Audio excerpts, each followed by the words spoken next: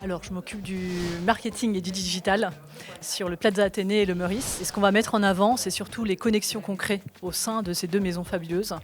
Donc, on va être plutôt l'entremetteur et surtout un lieu de rencontre cérébral, culturel, pour rassembler surtout des gens de diverses cultures, de diverses régions et de leur offrir des expériences assez inédites, assez uniques. Alors, il y a plusieurs équipes qui œuvrent pour ça. D'abord, il y a les opérationnels. C'est vraiment les personnes fabuleuses et qui ont une expertise de plusieurs années, qui connaissent les clients déjà. Donc déjà, c'est cette connaissance qui est précieuse et qu'on cultive au sein des deux hôtels. Et puis après, c'est vraiment de penser des expériences pour ces personnes-là. À chaque fois, c'est un peu très customisé, comme on dit, mais c'est vraiment pensé pour elles.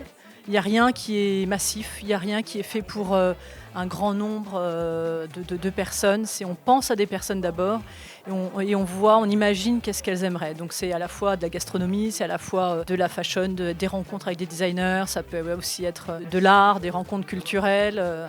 Donc on peut imaginer beaucoup de choses, mais c'est surtout du sur-mesure et en pensant à quelqu'un surtout. Le Meurice a été le premier palace parisien. C'est vrai qu'il y a une histoire quand on rentre dans ce lieu, il y a une histoire, on est pris par les murs, l'histoire qui y réside et surtout on a en tête les artistes qui ont résidé comme Dali ou alors Picasso qui s'y est marié. On sent tout ça, en fait on sent ces vibrations, Star qui a redécoré une grande partie de l'ensemble. On sent cette intention, à la fois ce brin artistique un peu surréaliste et à la fois vraiment cet héritage qui nous emplit de connaissances, de culture. On sent que c'est ancré dans quelque chose. Je pense qu'on a déjà tout un vivier de clients fidèles. Il y a les amoureux du Plaza, il y a effectivement tous les fidèles du Meurice.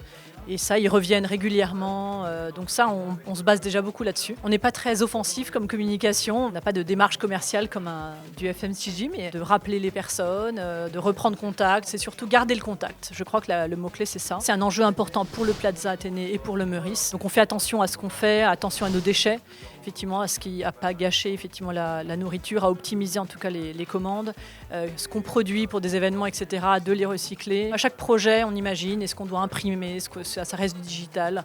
Donc ça, c'est important et c'est au quotidien. C'est pour toutes nos tâches, pour toutes les équipes opérationnelles. C'est ancré dans notre quotidien.